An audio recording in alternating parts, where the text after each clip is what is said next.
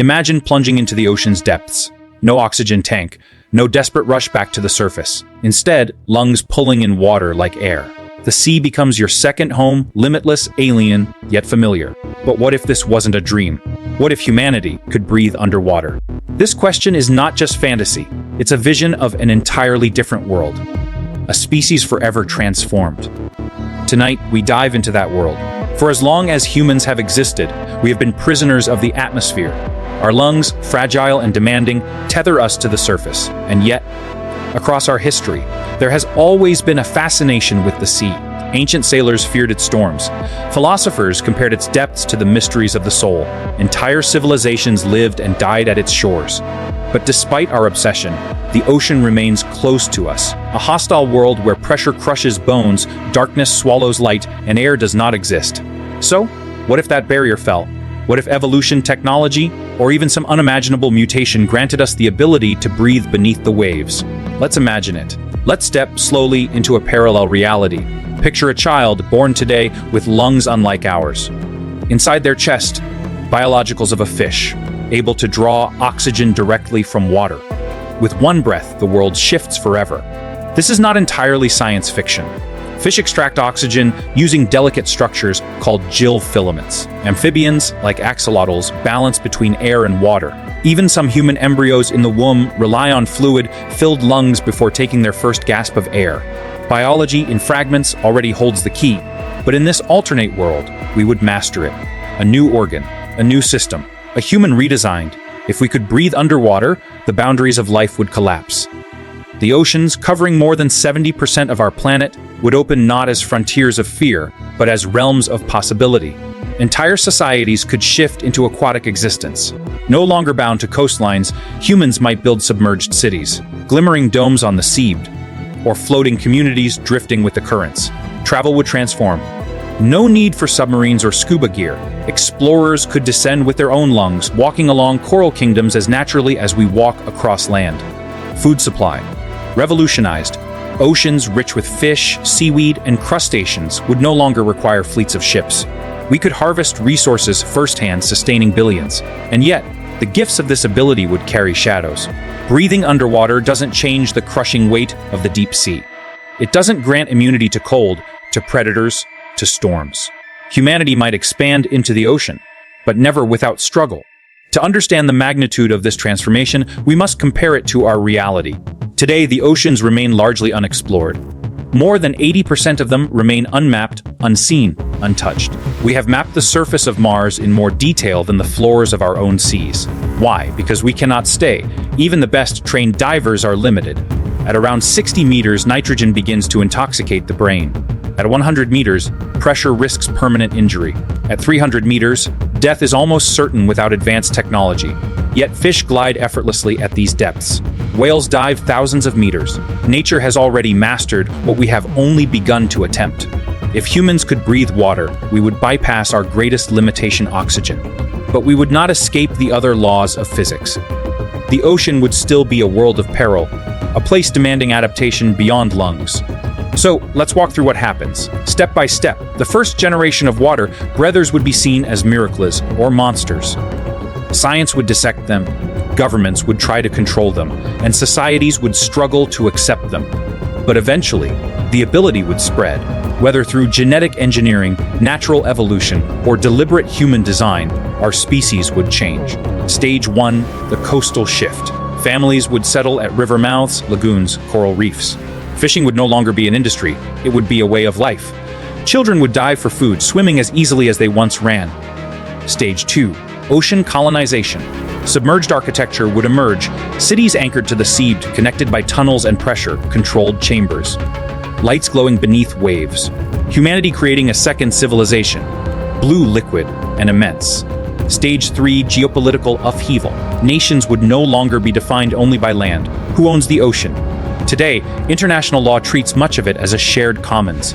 But with billions now living beneath the surface, disputes would erupt. Territorial waters, shipping lanes, oil fields, these would no longer be abstract borders, but the front lines of conflict. Stage 4, evolutionary divergence. Humans who remain land-based would grow apart from those who live submerged. Cultures would divide. Languages might shift. Even bodies could adapt differently over time: stronger lungs, streamlined frames, altered vision. Humanity would not simply change. It would split. But let's push further. Breathing underwater gives us access to shallow seas. But what about the deep? The midnight zones where sunlight never reaches, where pressure equals hundreds of times the weight of the surface air. Here lies the true challenge. Lungs may no longer need air, but bones can still shatter, blood can still collapse, and minds can still break beneath the crushing silence. Would we engineer our bodies further? Denser skeletons, pressure-resistant tissues, eyes adapted to darkness. Would the deep sea, alien, terrifying, become humanity's second frontier after the stars? Perhaps. Or perhaps it would remain forbidden. Even with gills, we are still fragile creatures, and the ocean, vast and indifferent, does not forgive. So now the question lingers. If humans could breathe underwater, our destiny would not only shift, it would fracture. A new species, a new civilization, perhaps even a new world order. But survival is not enough. Breathing is only the beginning. How would culture change? How would art, religion, war, and love transform when lived beneath the waves? Would our species find unity in this new frontier, or would the ocean divide us forever? The answers lie in the depths. The ocean is no longer a mystery. It is home. Humanity has crossed the threshold, breathing underwater, spreading across seas and coasts, shaping lives in two worlds. But survival is not enough. A species cannot simply exist. It must create, destroy, imagine, and fight. And so, the great question rises: what becomes of human culture, human identity, when it unfolds beneath the waves? Picture a society where every street is a tunnel of water, every horizon filled with drifting light, and every wall carved from coral. Art, in this new world, would not be drawn on canvas, but sculpted from the sea itself, living gardens of glowing algae. Cities lit by the pulse of bioluminescent creatures. Architecture that sways with the currents rather than resisting them. Music, too, would transform. Sound behaves differently underwater. It travels faster, farther, resonating through bodies and bones. Instruments of air would vanish, replaced by deep-toned drums, vibrating shells, and voices adapted to carry across liquid space. Religion might shift as well. For thousands of years, human faiths have tied themselves to the heavens.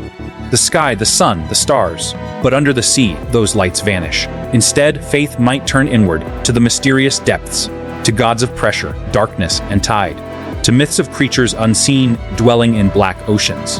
The sea would become both temple and tomb. But what of ordinary life? The quiet rhythms of family, of love, of survival. Imagine children learning to swim before they walk. Games played not on dusty fields, but in kelp forests.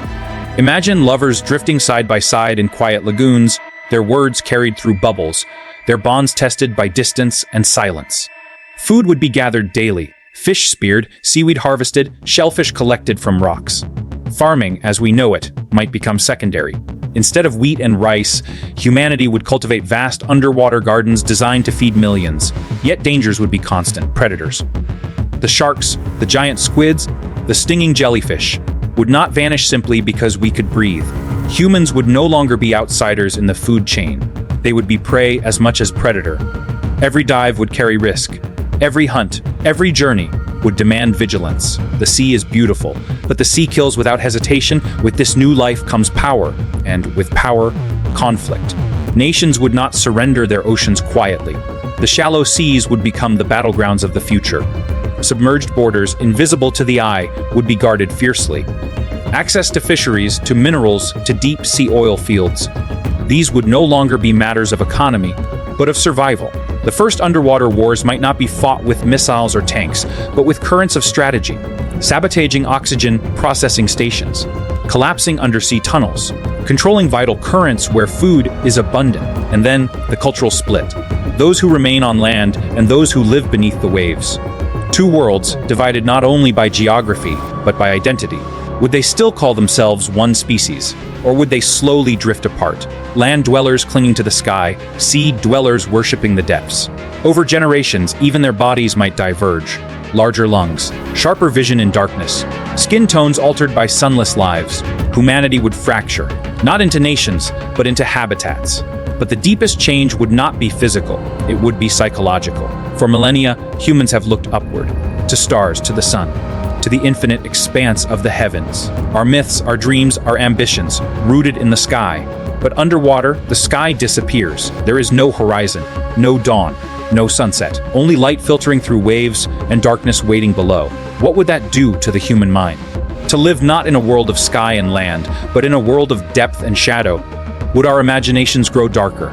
Would hope itself change shape, less about reaching the stars, more about surviving the abyss? The psychology of the ocean is heavy, overwhelming.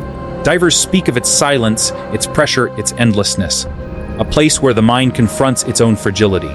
If this became daily life, humanity itself would change. If humans could breathe underwater, the oceans would no longer be wilderness. They would be colonized, exploited, reshaped. Entire ecosystems would bend beneath human hunger. Coral reefs, already fragile, might be stripped bare. Whale migrations disrupted. Fisheries drained to emptiness. Humanity once again would bring ruin as much as wonder. And yet, the sea also offers salvation. Rising sea levels from climate change. No longer a catastrophe, but an opportunity. Entire drowned cities could become homes for aquatic humanity. Flooded coastlines would not be tragedies, they would be foundations. The ocean, both savior and destroyer, would redefine what it means to be human. And still, the question lingers, how far would we go? Shallow seas could house billions. But the true frontier lies deeper. In the abyss. In the trenches 7 miles beneath the waves. In the boiling vents where life survives on fire, not light. Would we dare descend? Would we build cities in the crushing dark, surrounded by creatures we cannot imagine? Would we create new myths, new sciences, to explain what lurks there? Or would the ocean remain divided? Humans clinging to coasts, never venturing too far, fear forever holding us back. So, what if humans could breathe underwater? It would not simply change our lungs, it would change everything. Culture, war, faith, identity, the planet itself. We would gain a new world, but risk losing ourselves in its depths.